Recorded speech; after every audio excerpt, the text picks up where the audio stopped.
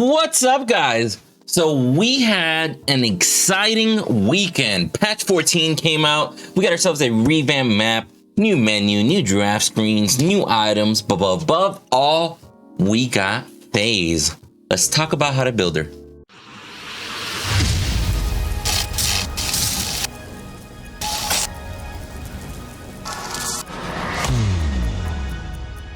All right, so before we go into building Phase, the first thing I want to let you guys know is where you can find my build for you to download and all other future builds, because they will be posted in my Discord beforehand. When you click on the link below, you're going to enter the Discord. You're going to see this "Welcome to the Jedi Order." Very simple. The chat that you can see says "Read for access." You're going to go down. You're going to see the role that says "React" with the number 7s for Fault. Scroll down, react to that bad boy like many of you have already. From there, not only will you see a tab that has all the Fault announcements right in our Discord, but you will also see the Windu Fault Builds channel, and there is where you are going to be able to download a high resolution version of the build. Keep on your phone, keep on your desktop, whatever it may be, so you can pull that shit up quickly on the go. Let's talk about aspects. Now, at the beginning of your match, you will get to choose 2 aspects. Out of these 2 aspects, this is where your favor is going to come into play. Whichever 2 aspects you choose, that varies as to where you can invest your favor points. For example, for this build, we're going to go Titan and we're going to go Magician. That means we can put our favor points that we earn throughout the match into Titan, which is green, or into Magician, which is blue. Every point into green gives you health. Every point into blue gives you ability power. Both are going to be amazing for Phase. I'm going to recommend that you invest into green, because having a large amount of health, a bigger max health. Now let's actually break down what the actual aspects themselves do. Starting with Titan, the first effect that you're going to get out of it, and yes, before anybody asks, there are 2 effects listed and you will get both of those effects. The first effect is Reactive Rejuvenation. After taking damage from an enemy hero, gain health regen equal to 0.5 plus 0.01% of your missing health. The more health bar you have, the more health regen you get for the next 10 seconds. Subsequent attacks refresh the duration. So as long as you're getting hit, that duration, those 10 seconds, refreshes. So as long as you're getting hit, you're going to have extra healing, extra regen added to yourself based off of your missing health. Very, very big as a Phase.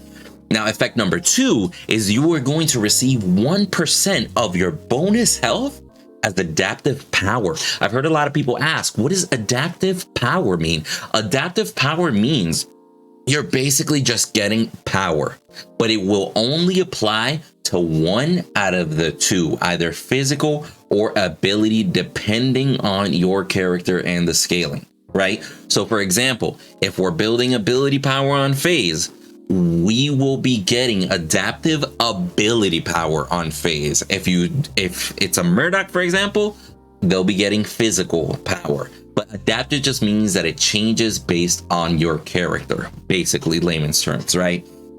Now, moving forward, we're also picking Magician, blue.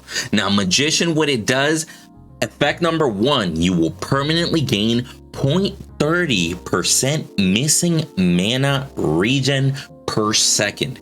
So the more mana you use, the more mana regen you get. More mana regen means you never run out of mana, but most importantly, the more mana regen you have at the time, the more heals you provide. So you want to be consistently casting abilities. Now as well, effect number 2, War Mage. Damaging a hero with an ability reduces the cooldown of your ultimate by 1 second. Phase ultimate is cracked out of this world. you want to give your carry or whoever you're attached to that extra movement speed, the extra attack speed. You want to use it on an enemy, link the enemy and then ult them, so you can go ahead and grant that debuff and basically make your enemy so weak, so slow that they're going to get destroyed. You want to do that as quick as possible. So by having Magician, we are going to be able to cast our ultimate faster simply by spamming our abilities, which is our goal. Spam those abilities to get the regen, to get the health, honestly, you're going to be unstoppable with these two traits. Now let's talk about our starting items. Now, as a support, there's a couple of different support items that you start with. As phase, you're going to start with Scrying Stone. Now, Scrying Stone specifically will give you 10 energy power, 50 health, and 0.1 mana regen. Now, as with phase, we want to make sure that we're building the health, we want to make sure that we're building the mana regen, and we want to make sure that we're building the energy power. All in all, very, very good base stats for our phase. But on top of that, the active is you get to place a ward. The cooldown is 150 seconds on it, but since you have the Scrying Stone, now with Scrying Stone, you're able to place wards and it'll hold up to 2 charges. Now, the passive is gain a stack of Valor every 10 seconds, up to 3 of them.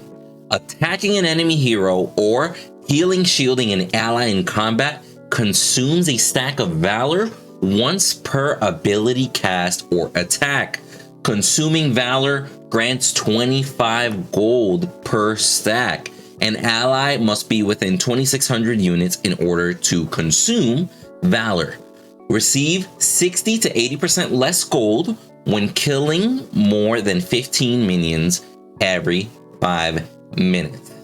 So you gotta be mindful. If you have Scrying Stone, for the love of God, do not kill minions. That's your carry's job. You're there to help them. But as long as you consistently keep poking and harassing the enemy, whether it be with your beam as phase, whether you throw your tether on them and initiate that stun, whichever kind of way that you want to go for, whether you blind them, as long as you do that, at least, every 10 seconds, you're going to be able to gain gold, and that's what you need as phase. You want that gold, you want to gain, you want to continue progressing. Now, after Scrying Stone, we're going to go ahead and pick up a Sentry Ward. Now, we already have technically what we call a Shadow Ward. It's a ward that you place, again, stays there for 150 seconds, and it is invisible unless the enemy uses some sort of detecting method for it, right?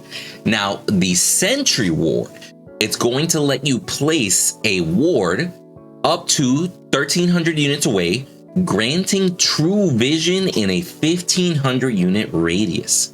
Now, what true vision means, you can use a Sentry Ward to detect an invisible Kalari. You can use a Sentry Ward to detect somebody else's ward that they might have placed. Anything in the area will be detected no matter what. Now, the con side of the Sentry Ward is the fact that it is always visible. Everybody can see it, everybody can kill it.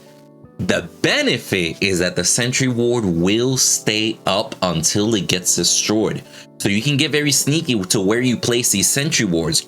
Sometimes in the elbow, like the elbow right next to your tower that goes directly into your side of the jungle, you can place a Sentry Ward in there. So that way you have information almost forever until it gets destroyed. But think of it this way, if you ever catch an enemy coming up behind you through there and the ward picks it up and they destroy the ward, that ward was worth it. It's literally just one ward that you get to place forever. Now, as opposed to a normal ward, a normal shadow ward like Scrystone, you can only place one ward at a time. Sentry Ward, you can place up to 2 Sentry Wards. You get what I'm saying? You get where I'm coming from here? So you can have 1 Shadow Ward and you can have 2 Sentry Wards placed. Sentry Wards will cost you 75 gold. I almost died. All right. Sentry Wards will cost you 75 gold, but it is a worthwhile investment if you put it in the proper spot. Just make sure you don't put it in an easily noticeable spot or it will get easily destroyed. Now, the last item that we're going to go into here as a starter item is going to be Radiant Pulse, aka Rad Pulse. Rad Pulse is going to have a active. Now, essentially, Rad Pulse lets you place a sentry ward, kind of like we just talked about, right? But Rad Pulse lets you place a sentry ward that pings 2,000 units in the area, and it'll reveal all nearby stealth wards and enemy heroes within the line of sights. It'll ping every 1 second for 10 seconds. It pings, so it's like a constant sonar pulse almost that comes off of that ward. It's a detecting ward basically. If you don't want to waste the sentry ward that you just bought, you use a Rad Pulse to clear out enemy wards. Rad Pulse costs you 0. It is free. You equip this, your Rad Pulse will be coming back. There's a math to it. It'll recharge every 120 seconds minus hero level -1 times 5.53 seconds. You see where I'm coming from? It's very confusing as to when you're actually going to get the timer, but long story short, it'll hold up to 2 charges. When you do have a Rad Pulse charge, your job as a support is to go into that river, throw a Rad Pulse, destroy any enemy ward, and then you place your own. Because as a duo lane, your job is to inform.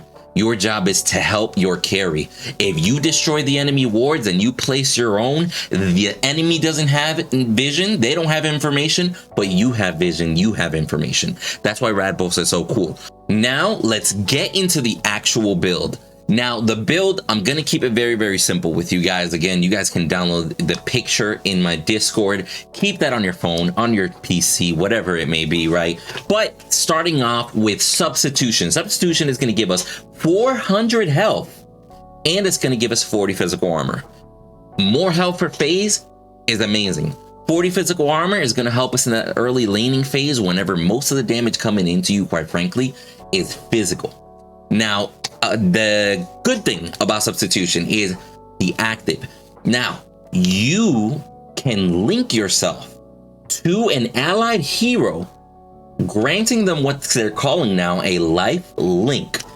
Now, heroes can only have 1 life link at a time. It's not like multiple people can, link one person or whatever. But once you link to somebody with substitution, transfer 15% of all the damage taken to yourself, and it's 2,500 units long. So I can use a substitution link to my carry to take 15% of all of his damage. So that already makes him tankier, right? 15% of the damage doesn't even go to him, but simultaneously I have my normal phase link connected to him while I'm casting my abilities, so he's also getting healed on top of me taking 15% away. So now my carry is that much tankier. He has much more sustainability just because you are connected to him, right? Very simple, very effective. Moving forward, then we go into Boot of Haste. Quite simply, you're going to get the movement speed. You're going to get 15 points of cooldown reduction. Not bad. Cooldown always helps, right? And 200 mana. The reason why we're growing that mana pool as well is because the bigger your mana pool, when you basically waste all of your mana, that's a bigger percentage of mana regen that you're going to get. That's why we go for stuff like that. Moving forward as well, we're going into Warlock Aegis. Warlock Aegis is going to give us 75 energy power, and phase scales amazing with energy power, right? But we're gonna get 75 energy power into it. We're getting another 10 points of cooldown reduction out of Warlock Aegis, and we're getting 60 energy armor. Now, this is gonna be the 3rd item that we're building. By this point, we're starting to reach probably that 20 to 30 minute mark, and the mages are gonna start scaling by that point. So it's very smart to equip some sort of energy armor so you don't get shredded. Now, on top of that, you're gonna get a passive. It's called Spell Shield. You're going to get a shield that blocks the next enemy hero ability. It can be item effect or a monster ability as well. The cooldown is 60 seconds. So every 60 seconds, you basically cancel an enemy ability, right? just helps you stay alive a little bit longer. It helps when a Gideon drops a rock or whatever, maybe you get where I'm coming from. But on top of that, the main thing is we already built a little bit of physical with substitution. We're building energy armor with War Aegis. We have cooldown reduction and now energy power just to help the phase scaling a little bit more. Moving forward after that, we're going into Siren's Call. Siren's Call is going to give us another 65 energy power. Very, very good for the damage and the ability scaling that we have throughout Phase's kit. Another 10 points of cooldown reduction. We keep building that. And another 300 mana, so we can grow that mana pool so that when you use it, you have a higher percentage of mana regen, which helps her kit. Now, the passive of Siren's Call, your outgoing heals and shields are increased by 20%.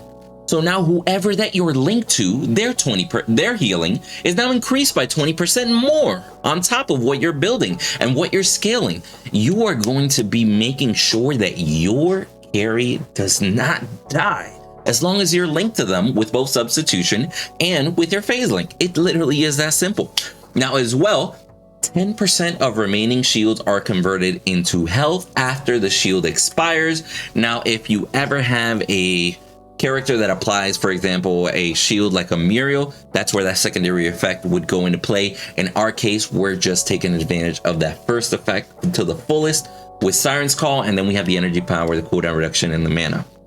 Now, moving forward, we do have Safeguard Amulet. Safeguard Amulet. It's going to give us another 75 energy power because, again, she scales like crazy. She's more designed like a mage, actually. It's a little weird, but she actually kind of slaps. So we're going to get another 75 energy power. From there, we're also getting another 350 mana just to add to that mana scaling that we were referring to. We're going to add 10 points in cooldown reduction, just continuing the scaling of our cooldown reduction as we build. But then the passive is called Overdrive, excuse me. Taking damage that would put you into critical condition will create a shield based on 30% of your maximum mana, absorbing the damage and decaying over 3 seconds. You gain 10% spell vamp or spell lifesteal, or ability lifesteal basically, for the next 6 seconds after overdrive is triggered as a 2-minute cooldown. So essentially, if you're getting close to getting killed, you're going to get a shield based off of your maximum mana. Now, the reason why we're going to build it on 5th is because we've been building mana through some of these items beforehand. Now, by the time Safeguard Amulet kicks in, you have enough mana to actually make it a substantial shield that you're going to be getting, helping guarantee your survival. And while you're shielded, you're healing yourself and whoever you're linked to. Be mindful. Sometimes those extra moments that you get in there make the difference. Now, moving forward from there to our last item, but not least, it's going to be Photosynthetic Symbiote. A lot of you might ask why. It gives us 10 more points in cooldown reduction. It's going to give us 800 health. And then on top of that, 1 flat health regen. Scaling health and health regen on phase is ridiculous. But once you put this item on, you are going to be sharing so many heals that are also getting increased by 20%. You're going to be pretty damn tanky and you're going to have more cooldown. But then the passive, instant regeneration. You're going to gain 0.5% of your missing health as health regen per second, as long as you're out of combat for 6 seconds, right? Gain 0.25% additional health regen per hero level. By the time you equip Photosynthetic Symbiote, you are going to have so much health regen added because, again, it's 0.25 per hero level. So every 4 levels, you're getting 1 point of health regen. Guys, that's a lot of health regen that you're adding just passively. And then from there, add your own health regen on top of that. It's pretty nutty, quite frankly. So guys, that basically concludes the entire build. Thank you so much for watching. I appreciate the support. I appreciate the love. If you enjoyed the video, leave a like, leave a comment below. Let me know down in the comments, actually, who do you want to see a build for next? I already got a Sparrow one coming up, so don't mention Sparrow, mention somebody else. But thank you so much, and I will see you guys on the next one.